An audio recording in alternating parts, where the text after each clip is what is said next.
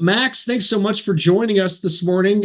For the audience watching or listening at home, you are a an officer in the Dutch military, but you're also studying for your doctorate, and you're focusing on Russia military doctrine. That kind of explain that your academic path to our audience. Yeah, so part of my I'll maybe sometimes identify as a soldier scholar.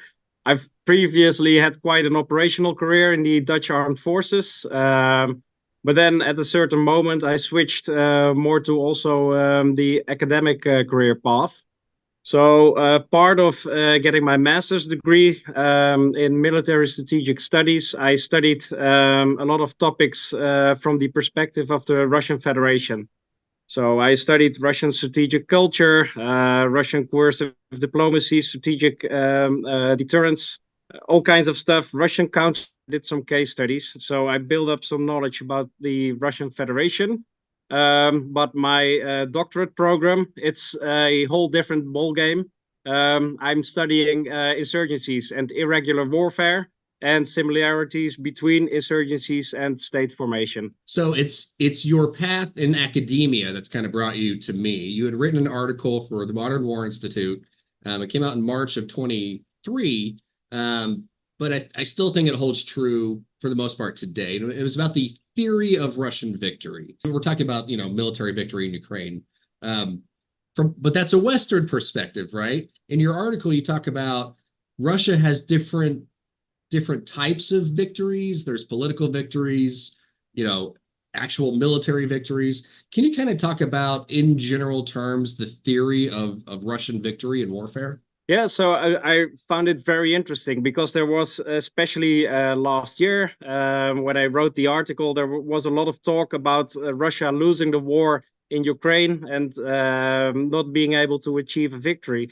But then I thought back about all the research I did for my master's degree, and I thought, well, from the Russian perspective, there are like different categories in victory in war. And first of all, war is like a political confrontation with the use of violence. So that's already very important because the political part is imperative in war and warfare. And then looking from that perspective, you have like four possible outcomes in a war. And the highest achievable is a political victory.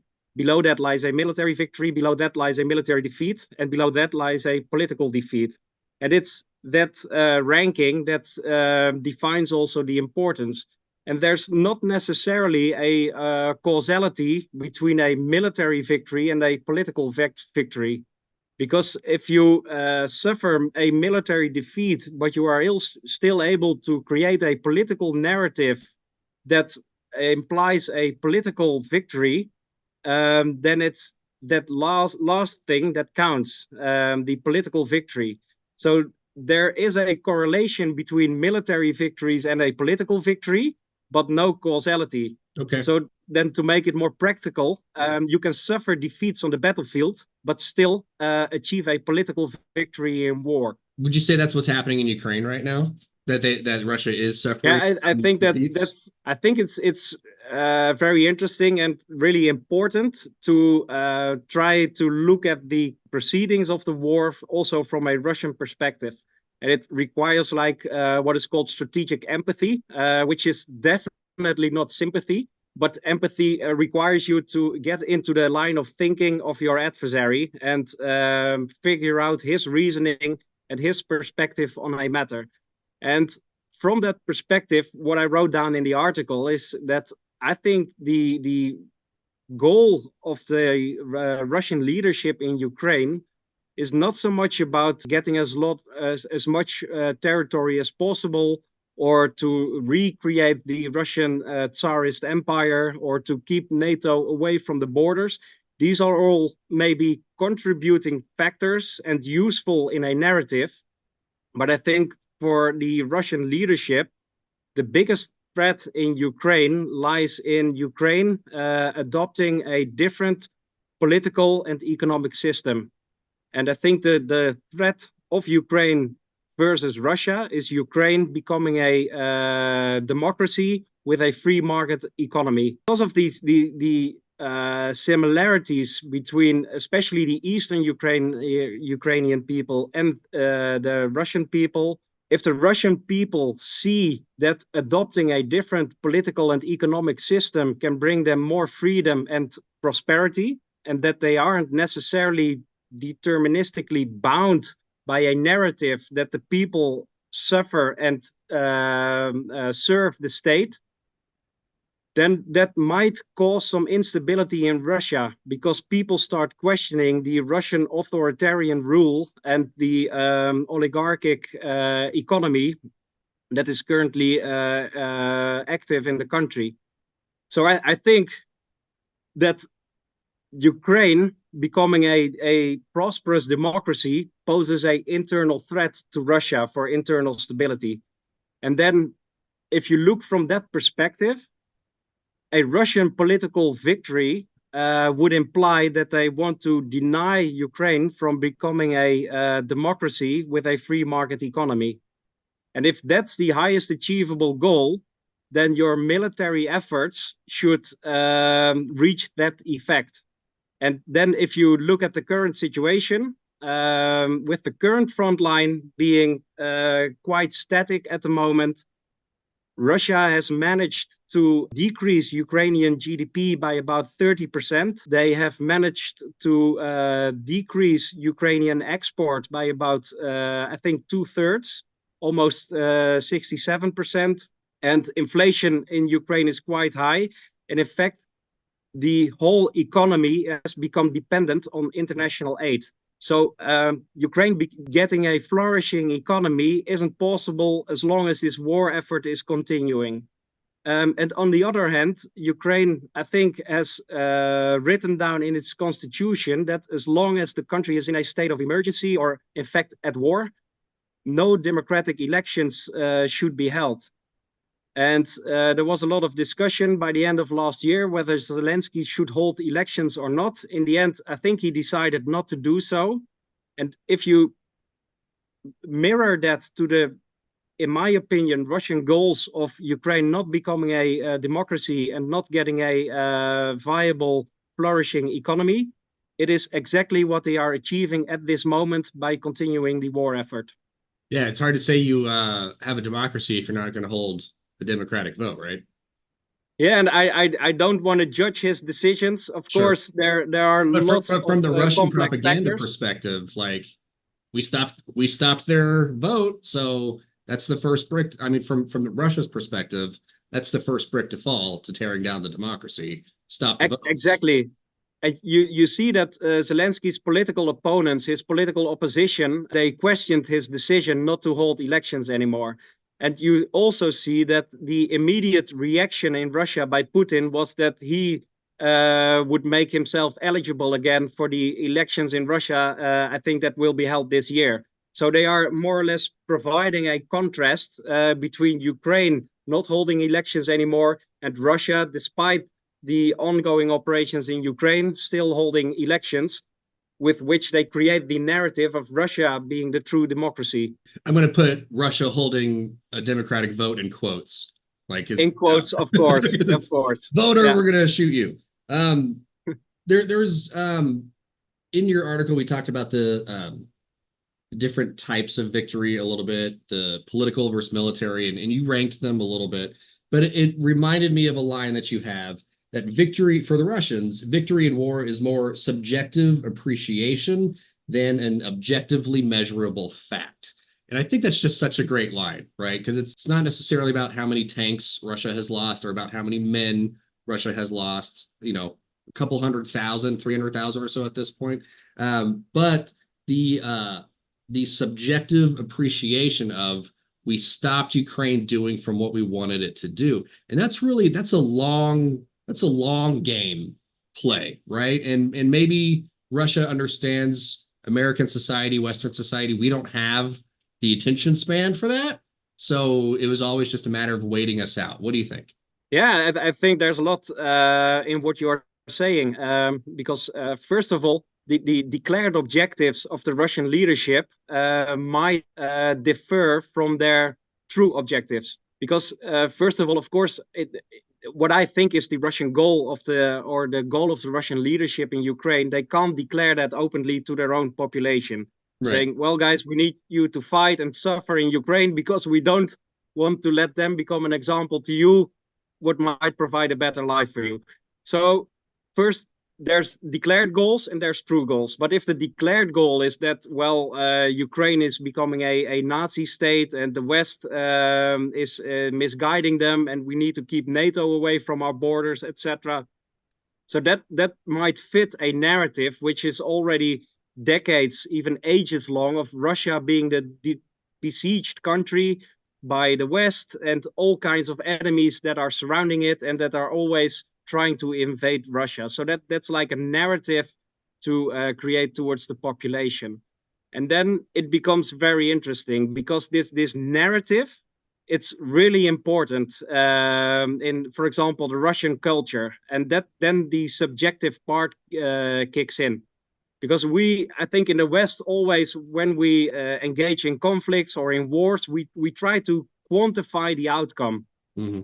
I occupied your country, or I destroyed your military, or you suffered so many losses while I suffered so many losses. So you or I won this war. But in other cultures, it might be a very subjective matter. And it might be the long-term political narrative that stands, that defines who has won the war, instead of the short-term focus on who has gained or lost the most. And I think that's like the strength an autocracy like Russia has with an authoritarian rule, that they are able to influence public opinion a lot, create a narrative, and just saturate the population with this narrative, and then just sit out the war. And of course, we have elections every so many years, and then this whole starts again about supporting the war effort, yes or no. You bet. So you and I talked a little bit before the actual interview. We talked a little bit about ways forward for Ukraine, and you mentioned Ukraine's really, if you know, what happens on land is going to happen on land. The battle lines are kind of static, but if Ukraine can secure Black Sea shipping lanes and can secure the exports, then you think that's really the path out for Ukraine. Can you kind of speak a little bit to that? Yeah, I think it's really interesting. I think it's Sun Tzu, the Chinese warrior philosopher. Sure. He wrote that what is of the utmost importance in war is to attack the enemy's strategy. But I think we are focused now too much on attacking the Russian armed forces. So we are supplying Ukraine with more weapons, more funding to attack Russian armed forces and to push the Russian army out of the borders of Ukraine. But that's not really attacking the Russian strategy, because if Russia's true goal is to deny Ukraine from becoming a democracy and deny them from getting a viable, self-sustaining economy, then that's exactly what you need to do. Strategy implies letting Ukraine become a true democracy against all odds, but showing that despite Russia's efforts, they still can hold elections, they still have a true democracy with opposition, etc. And the other thing is to get that economy viable again. And that means that you need, I think, to get Ukrainian export through the Black Sea open again. So that requires a more maritime strategy than a land-focused strategy focused at the moment at restoring the borders. So I think maybe it might be an option to open up sea lanes through the Black Sea to get the Ukrainian export up and running again, because then you might start the engine of the economy again. And if the economy starts flourishing again, Ukraine might be able to set up its industrial basis to continue the war effort on its own. Because at the moment, international support has been a strength, a true asset for the Ukrainians, but it shouldn't become a liability if it falls away, that the Ukrainians aren't able to continue the war effort on their own anymore, because it would create a devastating situation for them should there be negotiations or whatever. They might even be forced to negotiate, even though they don't want to, if they can't continue the war effort by themselves. The article that you wrote for Modern War Institute came out about a year ago. You wrote it before that. So, if our audience wants to go and read it, I would highly encourage them to. But from when you authored the piece to now, do you have any new insights? Is there anything that you wrote that you said, yes, I was absolutely right about that, or oh, maybe I should have updated this part of it? I mean, a year on, how do you think the article stands? I think, in my opinion, it still stands. I think a lot of declared goals, like pushing back NATO, or suggested goals by Western analysts that Putin wants to create a legacy by restoring the Tsarist empire again. I think it's all narratives. I think the true reason why the Russians are so interested in Ukraine and denying it from becoming a democracy and a viable economy, it's really pragmatic, because just that will be a danger for Russian internal stability. Because Russia often, if there's a catastrophic change in the country, or a drastic change, it comes from within. The Russian Revolution, the fall of the Soviet Union, it was all from inside, and not so much, it was outside threats were a catalyst, but the true change came from inside. And I think a prosperous democratic Ukraine might pose the same threat for Russian internal stability. And it still holds. And I think the difficult thing is that at the moment, with the war effort, the Russians, I think, have Ukraine in like a strangle. Like if you engage in the stock market, you can create a strangle with options. If Ukraine continues the war effort, it plays into the Russian game, because it will mean that Ukraine probably won't be able to become a true democracy with free elections and political opposition, and their economy will still be very hampered. But if they want to stop the war effort, it will probably mean that they need to accept that at least part of the countries will be under Russian occupation for a very long time. So that will be a win from the Russian perspective as well. And I think that's a very difficult situation at this moment that the Ukrainians are positioned in, especially seeing that they have become so dependent on international aid. So I think, to answer your question short, I think this Russian strategy and this theory of victory still stand, and we really need to look for options to attack the Russian strategy instead of the armed forces, just the armed forces. Well, Max, hopefully the powers that be will listen to you, and in a couple of months we can circle back, and there will be a completely different narrative to talk about, right? I mean, we can hope for that, right? Maybe. All right, sir. Really appreciate thanks for having me. Yeah, absolutely, sir. Really appreciate it. And seriously, I want to have you back on the show and interview you again in a few months if you're up for it. I'm happy to comply with that. So you know how to reach me.